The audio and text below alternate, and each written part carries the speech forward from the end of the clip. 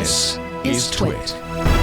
Let's talk a little bit about NFTs, which was the initial reason that I reached out to you until everything got turned upside down. But this is still a really fascinating story to me because, just last year, Dorsey's first tweet on Twitter was sold as an NFT, kind of in the middle of that big wave of where everyone's like scratching their heads like, what is an NFT? And then there's the other crowd that's like, we already know and we're willing to spend, $2.9 million for this tweet and to not actually own it in any physical sense, but to own the NFT. That was just last year.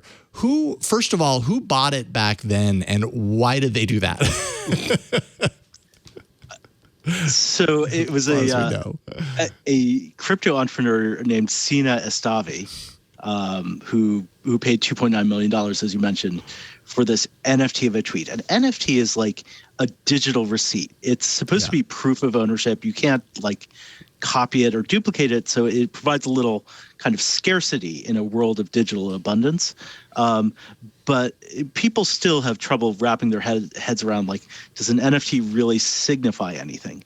The NFTs that you're probably more familiar with are Bored Ape Yacht Club, where you get an ape and that ape is kind of recognizably yours and different enough from all the other apes that you can kind of say yes, this is the thing I own. I own the one with a mohawk or whatever. Yeah, exactly. It's a pointer to a JPEG, but it's, honestly, it's really about everyone agreeing that, that you own this thing and, being able to get that buy-in. So what does an NFT of a tweet mean? I don't know, but Estavi paid $2.9 million for it. The punchline is that he is now trying to sell it. And the highest bid, I think, it's gone up a little. The bids were around $280. They went up to $800. But I think the auction is closing or closed. The best offer he got was actually $10,000. The irony is the interest around, the reporting around the fact that he hadn't gotten any offers have actually drawn some bidders in. So now Jack Dorsey's tweet is worth $10,000. I mean, is it worth $2.9 million? $280, $10,000, zero. It's worth whatever you get someone to pay for it. Right, exactly. Right? At the end of the day, yeah. But value is what someone is willing to pay for it. And a year ago, that person was willing to pay $2.9 million for it. Now, not so much. Yeah, I just opened it up and checked it out, and what was it? Somewhere around, slightly higher than $9,958.18. So dramatic decrease, to say the least. Now, Dorsey had amazing timing because, NFTs really kind of hit the mainstream around August 2021. He sold this in March. So, it was early. By the way, he is such a Bitcoin fanatic. NFTs are typically sold for Ether, which is the second biggest cryptocurrency.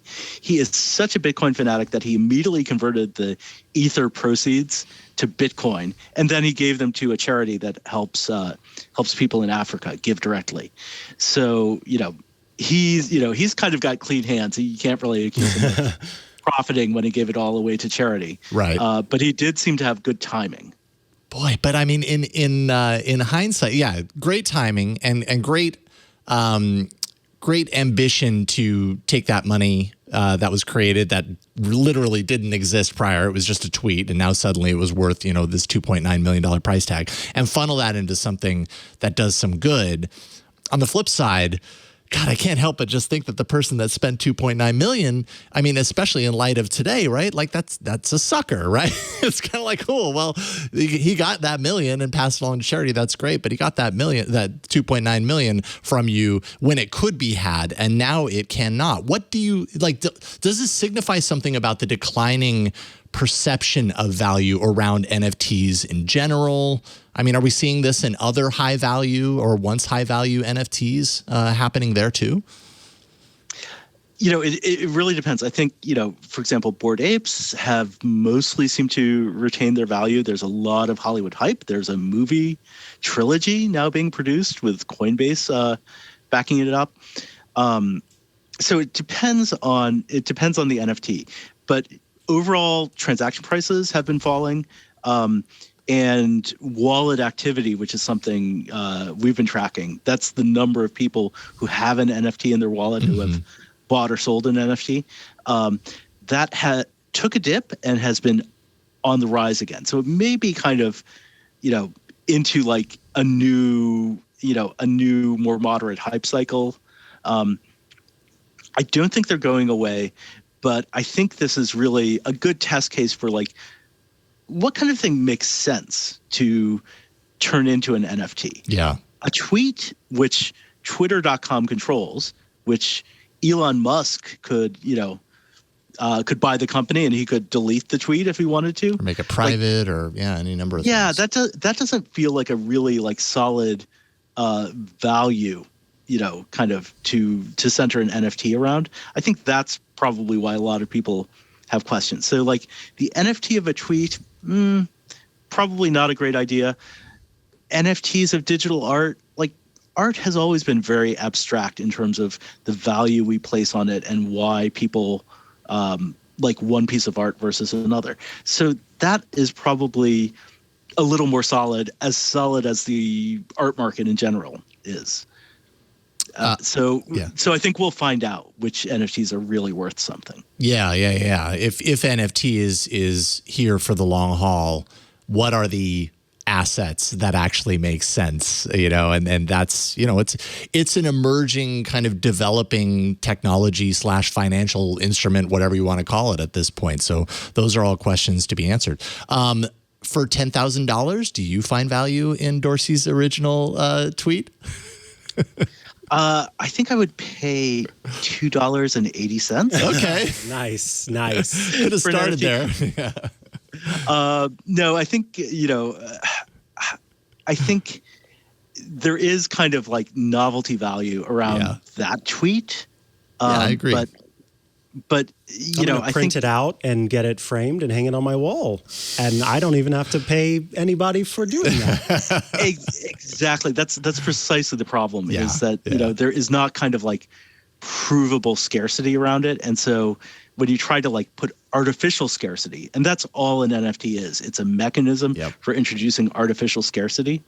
It falls flat, and I think that's what's happened here. Yeah, agreed. I have a feeling that foundation is crumbling to a certain degree, at least for certain types of NFTs. It'll be interesting to see how this ripple effect happens along the way. Owen Thomas, really appreciate you taking a little bit of a supersized portion of time this morning to chat with us about these topics. And Owen, of course, writes for protocol.com, so you can find all of his work there. If people want to follow you online, where can they find you? I'm at Owen Thomas on Twitter, and I have not turned any of my tweets into an NFT yet. Exactly. Right on. Thank you so much, Owen. It was a pleasure. Thanks, Jason.